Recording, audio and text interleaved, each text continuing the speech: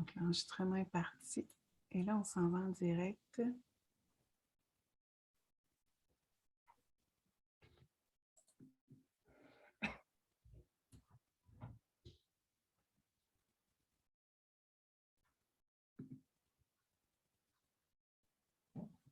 Et voilà, on est rendu en direct. Alors, bonsoir à tout le monde qui sont à la maison et qui nous suivent ce soir sur ce huitième Facebook Live, la Maison de la famille des Pays d'en haut. Je suis Geneviève Cusson, orthopédagogue, et c'est moi qui ai encore l'honneur d'animer ce live avec deux super collègues ce soir, ergothérapeutes du Centre de services scolaires. Alors, juste avant de commencer, je vous rappelle que les Facebook Live sont là pour répondre à vos questions, à vous les parents, sur le développement pour la vie scolaire de vos enfants de 6 à 12 ans. Et c'est offert par les partenaires de la réussite éducative des Laurentides, dont la Maison de la famille des Pays d'en haut. Alors, chers parents, je vous invite à venir peut-être indiquer dans le chat d'où vous venez, puis nous faire un petit coucou. Faites des likes aussi en dessous. On aime ça de voir s'il y a des gens qui nous suivent pendant le live. C'est toujours intéressant. Puis je vous rappelle que le live va ici être déposé sur la chaîne YouTube de la Maison de la famille des Pays d'en haut. Alors, si vous l'avez manqué, vous allez pouvoir le revoir ou si vous voulez le réécouter même, parce qu'il y a plein d'informations pertinentes encore qui vont être véhiculées ce soir. Vous allez pouvoir le revoir sur la chaîne La Maison de la famille des Pays d'en haut. Ce soir, on a deux super invités ergothérapeutes au Centre de services scolaires des Laurentides. Alors, Isa Beauchamp et Audrey Vizino. Bonsoir. Salut, bonjour à tous. Premièrement, merci beaucoup pour l'invitation. Ça nous fait plaisir de participer à ce live et de vous partager un petit peu de nos connaissances.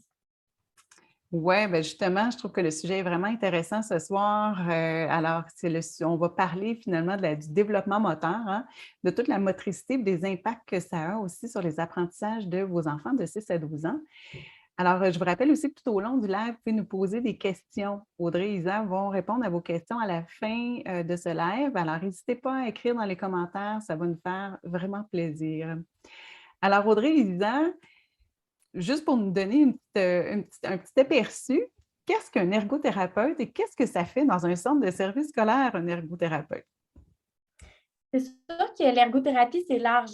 Vos enfants en ont peut-être déjà consulté une. Nous, au Centre des services scolaires, notre rôle, c'est surtout en termes de rôle conseil avec les professionnels, avec les intervenants qui sont avec les jeunes dans l'école. Donc, auprès des enseignants, auprès des techniciens en éducation spécialisée ou encore des préposés aux élèves handicapés, autant dans les classes spécialisées qu'au préscolaire, dans les classes régulières. Puis, c'est ça, nous, on va vraiment intervenir pour soutenir l'équipe, pour les aider à appliquer des interventions gagnantes là, auprès de vos enfants qui peuvent ou non avoir des défis spécifiques à eux. Donc, voilà. Alors, en soutien à l'équipe surtout. Bien, avant de tomber dans le vif du sujet, j'aimerais ça que vous en prendre un peu sur le développement moteur des enfants, parce que moi, je pensais que c'était surtout 0-5 ans. Qu'est-ce que ça vient faire dans le 6-12 ans, là, le développement moteur? Oui, bonjour Geneviève, bonjour à tous. En fait, là, ce qui est important de savoir, c'est que le développement moteur se déroule dans la totalité de la vie.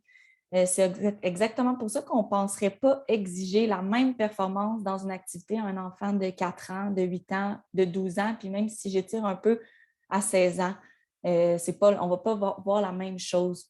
En fonction des intérêts puis de l'exposition à certaines activités aussi, un enfant va développer plus spécifiquement certaines habiletés plus que d'autres. Par exemple, si on pense à un enfant qui adore les arts plastiques, qui en fait régulièrement, on va voir une belle évolution de la qualité de ses œuvres au fil des années. Même chose pour une joueuse de soccer qui serait passionnée, qui va améliorer ses habiletés sur le terrain en s'entraînant régulièrement. Aussi, là, pour illustrer un peu cette image-là, chez l'enfant, l'enfant a une capacité, en fait, fulgurante à faire des apprentissages. Puis ça, c'est en lien avec la capacité de son cerveau à se développer, à créer plus de connexions, puis à avoir plus de cellules qui vont lui permettre de faire ces apprentissages-là. C'est une capacité qui va se stabiliser à l'âge adulte, d'où l'importance de stimuler au maximum à l'âge, pendant le développement de l'enfant. Pour OK. certaines... Oh, excuse-moi, vas-y, Ouais, c'est ça, vas-y. mais je faisais comme un petit parallèle, tu sais, je voyais Vas-y. mon fils quand il jouait au hockey, toute l'évolution, hein, donc c'est un peu, ce que tu disais tantôt avec celui qui développe des habiletés en arts plastiques ou qui joue au soccer. On voit là l'évolution de nos enfants quand ils commencent à patiner, comment ils tiennent leur bâton de hockey, puis là versus aujourd'hui qui est rendu à 14, bientôt 15 ans, c'est plus du tout le même joueur de hockey, mais il arrive à un âge adulte, donc ça devrait, il devrait atteindre un certain niveau puis rester dans ce niveau-là. Donc, il y a quand même tout un développement qui se fait, principalement chez les petits grands, en fait. Exactement, oui. Il a clairement appris le geste à un bas âge, puis à force de se pratiquer, il s'est amélioré. Puis pour certaines habiletés, on va même parler d'automatisation. Ce que ça veut dire, c'est qu'en fait, plus on pratique le geste, puis moins on a besoin de penser à toutes les composantes qui l'entourent pour l'exécuter. Si on pense à marcher, c'est un apprentissage moteur qui va être automatisé. On n'a plus nécessairement besoin de penser à maintenir son équilibre, comment se positionner dans l'espace. On fait juste marcher, faire du vélo aussi. Une fois que c'est un apprentissage qui est effectué, mais on n'a plus besoin de réfléchir comme les premières fois qu'on se lance sans les petits trous. Puis écrire est un bel exemple aussi. Ah oui, hein, écrire, c'est un geste moteur. Eh ben, C'est un geste moteur qui va être automatisé au fil des années avec la pratique puis l'exposition. Clairement, il y en a qui vont l'automatiser de façon plus aisée que d'autres. Il faut être patient dans certains cas. oui, Euh, effectivement. Donc, mhm. c'est un peu comme apprendre à conduire. C'est peut-être plus frais dans nos têtes que les petits trous sur notre vélo, là, quand on a appris à conduire, comment on pouvait être stressé, puis chaque geste était lent et contrôlé, alors qu'aujourd'hui, c'est vraiment rendu automatique, là. Donc, super. Donc, en lien avec l'école puis les apprentissages scolaires, hein, de mon enfant, qu'est-ce que je peux faire, moi, comme parent, pour aider mon enfant à développer ses habiletés motrices? Parce que comme vous dites qu'il y a un lien entre les apprentissages et le développement moteur, hein. C'est comme pendant les devoirs, par exemple, qu'est-ce que je peux faire pour aider mon enfant à développer ses habiletés motrices?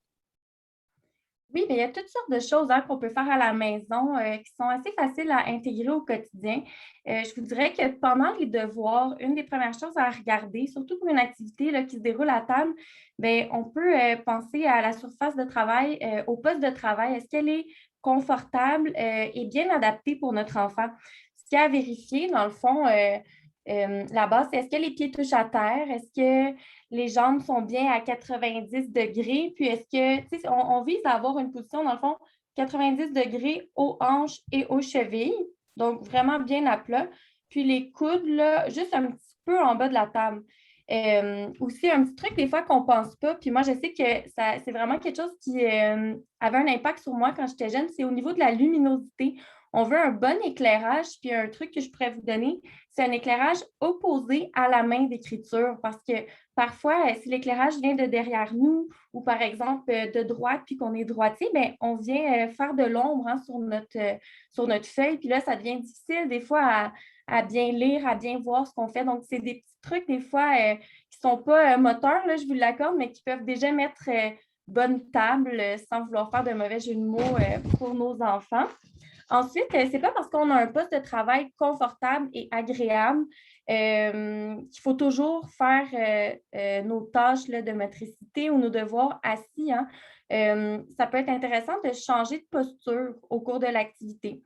Par exemple, on peut vouloir travailler à plat ventre au sol ou bien debout sur l'îlot de cuisine.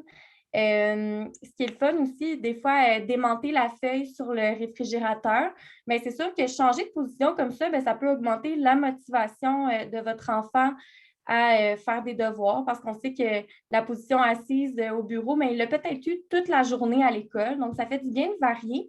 Puis aussi, Isa, je ne sais pas si tu as eu l'occasion de le dire tantôt, là, le développement moteur, je ne me souviens plus, mais ça commence du tronc vers les extrémités. Donc, avoir des bons abdos, un bon dos, ça permet d'aller développer notre motricité fine. Donc, se mettre à plat ventre ou travailler comme ça là, avec le bras qui bouge, mais en devant tenir une bonne position avec nos épaules, bien, ça vient travailler hein, ces habiletés-là plus motrices globales, si on veut.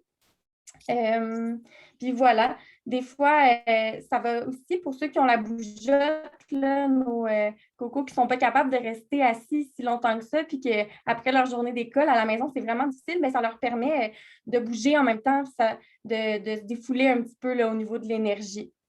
Voilà. Il faut avoir en tête aussi, ça dépend toujours qu'est-ce qu'on veut travailler, hein.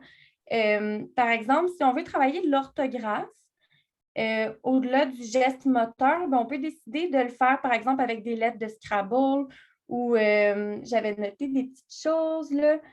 C'est ça, des jeux Scrabble ou des billes avec des lettres. Sinon, on peut aussi décider, mettons qu'on est rendu à l'étape où là, on apprend vraiment la formation des lettres, mais de séparer ça en deux. Bon, mais là, on va pratiquer la formation des lettres.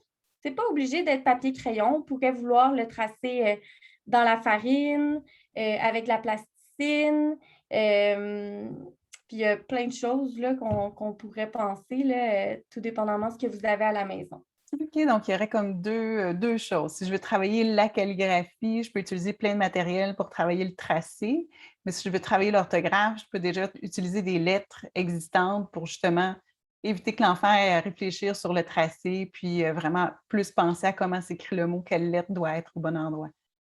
Exactement. Puis, comme Isa le disait, c'est vraiment au niveau de la répétition hein, qu'on va finir par automatiser le geste d'écriture, justement, de tracer des lettres. Donc, plus on va varier les médiums, plus on va varier les façons de pratiquer, plus notre corps va comprendre puis se souvenir de ce geste-là. Donc, peu importe dans quoi on le pratique, que ce soit dans le sable, la farine ou avec la plasticine, mais l'important, c'est de respecter le bon sens de la lettre pour bien l'apprendre, bien l'intégrer dans notre bras. Puis, des fois, ça peut être un petit coup de pouce pour la motivation de séparer ces deux défis-là. Là. L'orthographe, c'est une chose, puis après ça, l'écriture, c'est une chose. Puis, à un moment donné, dans le parcours, ben, les deux s'assimilent ensemble là, quand ça devient plus facile. Ça me fait penser que dans les capsules vidéo qu'on a fait avec la Maison de la famille des pays d'en haut, qui sont pour vous, les parents, avec toutes sortes de trucs pour faire les devoirs et leçons à la maison, il y a justement des trucs comme ça là, où on vous propose d'utiliser des lettres différentes activités d'orthographe aussi. Alors, je vous invite à aller visionner ces vidéos-là. Mais le fait de bouger, le fait de bouger et de varier un petit peu les activités, j'imagine que ça doit être intéressant aussi. Ça doit avoir des impacts sur la motricité. Oui, effectivement, les ergots, on est des grandes fans là, des pauses actives qu'on appelle. Ça, dans le fond, c'est au fil des devoirs, des petites pauses. Souvent, on aime ça les définir, là, par exemple, 10 sauts de grenouille, rendre un service à maman ou à papa, par exemple, aller porter le panier de linge sale ou aller chercher un verre d'eau. Ça permet quand même de bouger, de prendre une pause, puis de favoriser la concentration, l'attention après qu'on retourne là, à notre activité. Ah, super! Fait que d'intégrer des petites périodes de devoirs, petites périodes de pause active, ça permet de rester plus concentré, puis en même temps bouger puis de se développer. C'est super. Exactement. Puis en terminant, il est important de garder en tête que n'importe quelle activité motrice, que ce soit jouer à l'extérieur, se balancer, courir, aller construire un fort avec les amis, mais c'est toutes des activités qui vont contribuer au développement moteur. Il y a la motricité globale, qui est donc celle plus grossière qui nous permet de marcher, courir. Puis celle-là est essentielle pour la motricité fine avec laquelle on travaille au niveau de l'écriture. Donc, l'important, en fait, c'est de bouger vraiment de façon variée puis le plus souvent possible. Ah, super, j'aime ça. Donc, pour apprendre à écrire, il faut aller jouer dehors, d'abord. Exactement. C'est excellent. Donc, on entend souvent que les ergothérapeutes, tout ce que vous faites, c'est que vous aidez les enfants avec leur prise de crayon, justement, là, en écriture. Est-ce que c'est vrai? Oui, oui, on est souvent interpellé à regarder comment l'enfant écrit afin de proposer des interventions. Moi, ce que je veux vous dire en commençant, c'est que les recherches les plus à jour sur le sujet ne vont pas tendre sur une position des doigts sur le crayon optimale et unique. On va plus se concentrer sur certains critères qui vont permettre de déterminer si la position a besoin d'être changée. Par là, j'entends notamment le confort. Est-ce que l'enfant a de la douleur quand il écrit dans la position que lui a choisie ou qui a été déterminée un peu au fil des ans. Est-ce qu'il y a de la douleur? Que ce soit au début, que ce soit après une production. Fait qu'on va aussi regarder un peu l'endurance. Selon le niveau scolaire, qu'est-ce qui est demandé? Est-ce que le temps d'écrire une phrase, il y a déjà de l'inconfort? C'est sûr qu'on va s'inquiéter un peu plus rapidement que si c'est après une production de 500 mots, parce qu'on s'entend, 500 mots, c'est quand même long, là, Je me même pour souviens nos des grands crampes poids encore. nature. Ouais, c'est ça. Je me souviens des crampes aux mains encore. Oui, puis tu sais, dans cet ordre d'idée-là, mais je vous invite à proposer régulièrement des petites pauses de relâchement des mains, des doigts. C'est très sain, là, un peu comme des étirements après un exercice, des petits massages, des choses comme ça là, qui vont venir soulager la main de l'enfant. Des fois, c'est une belle stratégie très, très fonctionnelle au quotidien, que ce soit pendant les devoirs ou c'est une stratégie qu'on va proposer aussi en contexte de classe, qui est très normalisante pour l'enfant. Ah, c'est intéressant. Puis, j'en faisais, moi, avec les tout petits aussi, des activités pour réchauffer les mains. Là. Je vais juste vous en montrer une, si ça vous tente, parce que je trouve ça vraiment Oui, bien, intéressant. écoute Geneviève, je me lancerai dans mes autres critères avant que tu présentes Ah l'activité de oui, réchauffement vas-y. des mains. Juste, ben, c'est super, là. Moi, je suis vraiment curieuse de la voir, ton activité. Mais en fait, là, on va aussi regarder la vitesse. Fait que, encore une fois, selon les exigences scolaires, est-ce que l'enfant est en mesure de terminer les travaux dans le temps prévu pour pas accumuler de retard, pour être en mesure de mettre ses idées sur la feuille aussi, qu'on on a accès à ce qu'il connaît vraiment. Aussi, là, on va regarder la qualité, la lisibilité. Audrey faisait mention là, de la forme de la lettre, etc. C'est sûr que une lisibilité, je dirais, minimale est requise là, afin que l'enseignant ou un autre ami, que le parent soit en mesure de lire ce que l'enfant va produire. Ou lui-même aussi, hein, quand on a de la Lui-même, difficulté à oui, se lire nous-mêmes, des relire. fois, là, ouais. Mais oui, être en mesure de se corriger, tu sais, si Mhm. éventuellement, le plus les notions s'accumulent, il doit être en mesure de faire cette partie-là là, du travail qui est partie intégrante de la production écrite. Dans l'exercice là, que tu veux nous présenter, en fait, ça permet de travailler ces trois composantes-là, de se préparer à une production. Nous, on vous propose dans un certain temps d'aller voir sur YouTube. Il y a plein d'exercices accessibles. Mhm. On a fait l'exercice pour vous. On vous suggère de taper gymnastique des doigts, puis vous allez avoir plusieurs choix.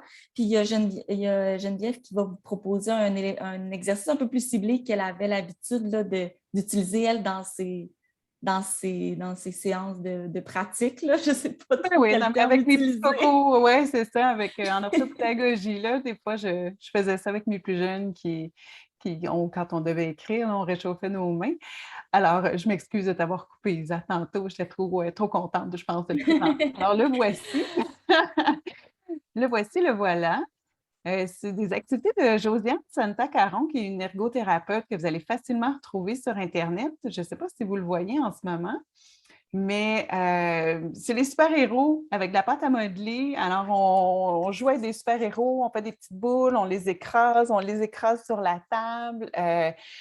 Fallait des fois les lancer aussi, l'attraper. Donc, juste pour bouger, puis en étant des super-héros, ben, on écrasait des microbes. En tout cas, on était vraiment invincibles. Fait que c'est des petites activités qui ne prennent pas beaucoup de temps, mais qui peuvent vous permettre de justement vous amuser un peu, faire une pause active, puis en même temps réchauffer les mains avant des petites activités là, d'écriture et d'orthographe. On peut Alors, faire le parallèle, d'un sportif là, avant un entraînement ou même avant une compétition là, qui va vouloir bien réchauffer ses muscles pour, entre autres, éviter les blessures, là, mais aussi s'assurer d'être prêt pour la performance qu'il a à livrer. Là. oui, tout à fait.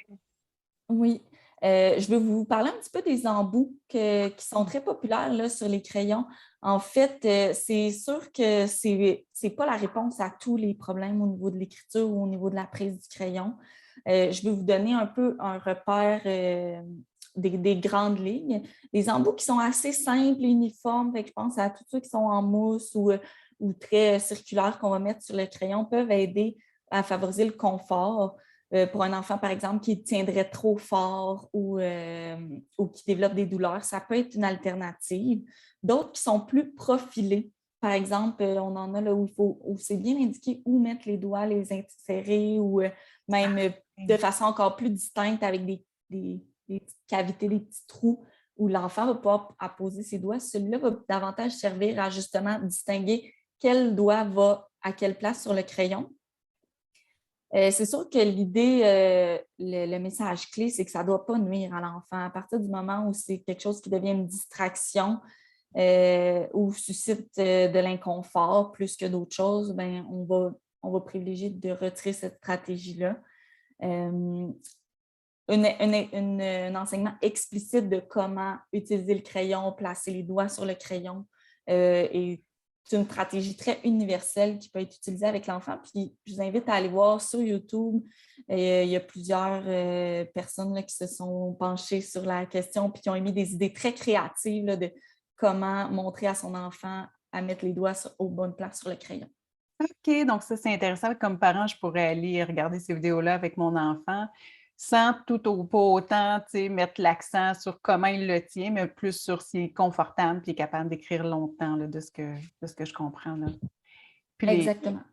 puis les petits Peut-être embouts, on peut trouver ça où? À quel endroit? préciser, Ah oui? Excuse-moi, Audrey. oui, excuse-moi, peut-être préciser, tu sais, parce que pour nous, c'est peut-être évident, là, mais quand on dit c'est pas très grave la prise de crayon, ben il y a quand même, tu sais, une prise qu'on considère mature, là, qui serait l'équivalent de ce que vous avez probablement tous, tu sais, qui est une prise tridigitale ou des fois il y a 2 doigts comme ça ici. C'est sûr que si l'enfant tient son crayon comme ça, en deuxième année, ben là, on pourrait se poser des questions parce que ça ne sera pas une prise fonctionnelle, mais là, toujours évaluer avec les critères que Isa vous a donnés.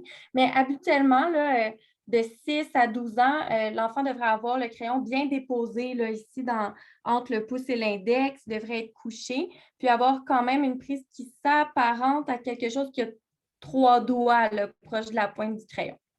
OK. Donc, sinon, ça peut varier, mais on peut aller voir les vidéos aussi pour nous donner un petit coup de pouce. Là. Donc, qu'est-ce que ça pourrait être, là, les impacts d'une moins bonne motricité là, sur les apprentissages scolaires là, à l'école? Bien, c'est sûr que quand l'enfant n'a pas bien automatisé, comme ma collègue a parlé, le geste d'écriture, bien, il va toujours falloir qu'il se concentre plus pour écrire, pour former chaque lettre.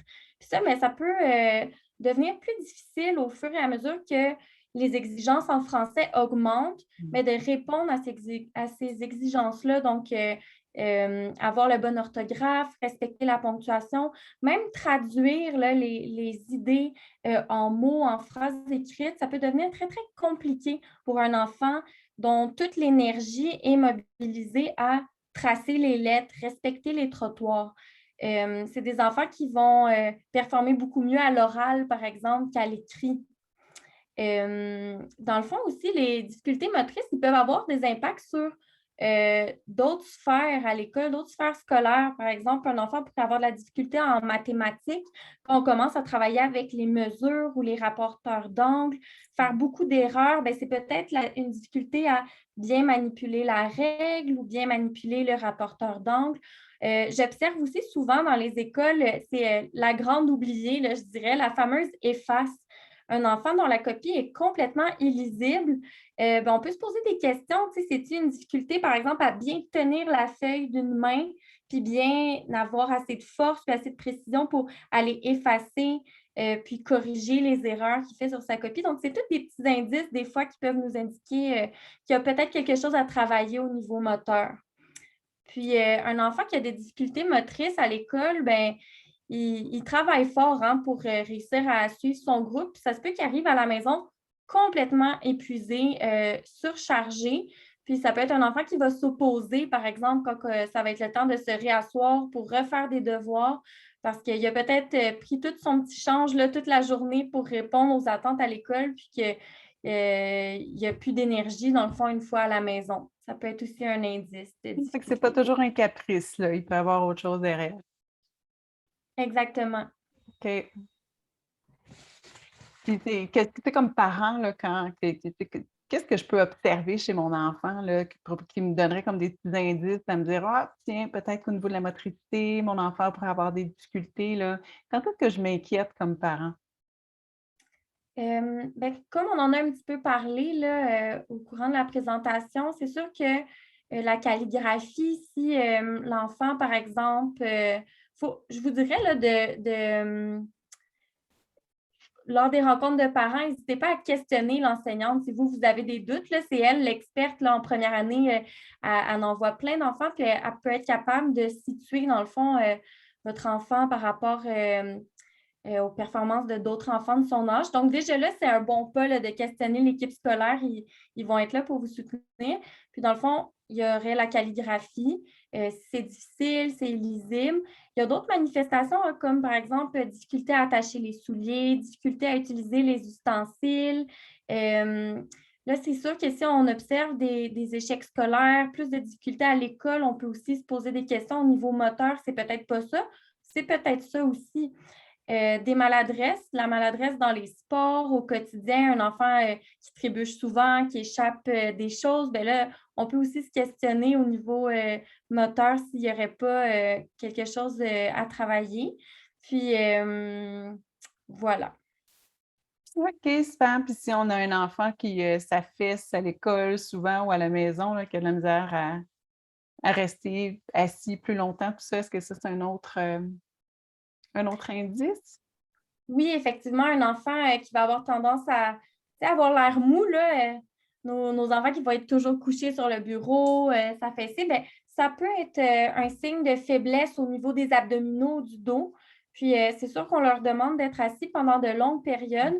Puis, justement, les petits trucs qu'on vous a donnés un petit peu plus tôt, par exemple, travailler couché sur le sol ou travailler debout, ben, c'est différentes façons de venir renforcer là, justement les abdominaux. Puis on appelle ça le contrôle du tronc, là, le tonus en général. OK, super. Merci pour ces informations, c'est éclairant. Puis si j'observe que vraiment, là, mon enfant, il y a de vraiment possibles, réelles difficultés motrices, hem, puis que ça emprunte des difficultés scolaires aussi, est-ce qu'il existe des choses que je peux faire, moi, à la maison pour l'aider, là, comme parent? Bien, certainement, Geneviève, c'est un peu pour ça qu'on est là ce soir, parler des outils possibles à la maison. La première chose, je pense qu'il y a à garder en tête, c'est vraiment de tenter d'au maximum conserver la motivation du Mmh. jeune à apprendre puis à développer ses habiletés motrices. De favoriser, un peu comme Audrey en a parlé, favoriser différents contextes, différentes postures, des pauses. C'est des choses qui peuvent être généralement gagnantes à la maison. Aussi, encourager, je pense qu'on ne peut pas trop encourager l'enfant à persévérer, même si c'est pour faire une petite partie de la tâche. Je donne un exemple, l'exemple de la fermeture éclair. Si on se bute à des échecs, bien, peut-être qu'on peut insérer le curseur, le bout dans la fermeture, commencer puis le laisser terminer. Fait que comme ça, au moins, il va avoir fait un petit bout de la tâche, se butera pas constamment à des échecs. Ça peut être utilisé dans plusieurs, en fait, dans la totalité des activités. Je vous dirais que c'est quand même une modalité d'intervention qui est fréquemment utilisée par les ergothérapeutes. Fait que si vous êtes capable de vous l'approprier, c'est sûr que ça peut être gagnant. Nécessairement le forcer à tout faire, mais faire un petit bout, puis le laisser vivre une réussite, là, finalement. Tout Mmh. à fait, tout à fait. J'aimerais aussi vous dire qu'il y a plusieurs activités à la maison qui peuvent devenir des situations d'apprentissage au niveau moteur et même pédagogique là, au niveau scolaire. Par exemple, je vais prendre l'activité de la cuisine. On peut travailler l'utilisation simultanée des deux mains, autant en force, en dextérité, en prenant les mesures pour faire les muffins, en stabilisant le contenant, puis brassant. Fait que là, on va venir utiliser la force, la coordination des deux mains de façon ensemble, en fait. Là.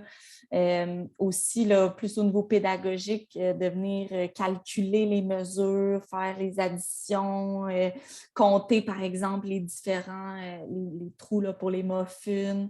C'est des petits exemples qui sont utilisables au quotidien, qui vont travailler autant au niveau moteur que pédagogique. Ouais. J'ai un autre exemple pour vous, là, en fait. qui est très du quotidien, là, qui est lorsqu'on va à l'épicerie. Le transport des différents contenants va amener différentes prises, l'utilisation de plus, de moins de force, de dextérité. Fait que ça peut être un autre bel exercice moteur qui n'est pas du tout en lien avec l'académique, mais qui devient une belle occasion là, de pratiquer puis de se renforcer. Fait que vous voyez qu'il y a plusieurs possibilités pour ajouter des notions scolaires dans les activités du quotidien ou même, comme l'a dit Audrey un peu plus tôt, là, dans les jeux extérieurs. Fait que si on décide de tracer des lettres dans la neige, dans le sable, à l'aide de couleurs, c'est possible là, de favoriser vraiment des multiples occasions là, de travailler les gestes moteurs. Ça, c'est intéressant. Donc, il faut être créatif, mais en même temps, tu sais, ce que tu me dis, Isa, c'est qu'on peut utiliser là, plein de contextes réels à la maison pour aider notre enfant à se développer là, sur le plan moteur. Là. Moi, je pensais à juste plier du linge ou tu sais, leur demander de collaborer, donner un coup de main, vider la vaisselle. Donc, ça, c'est... Oui, ou choisir ses 10 jouets préférés, puis favoriser qu'ils les placent en ordre de grandeur. Fait qu'on a toutes sortes d'occasions. Là. OK, super. Donc, il n'y a Des pas de raison. exemples.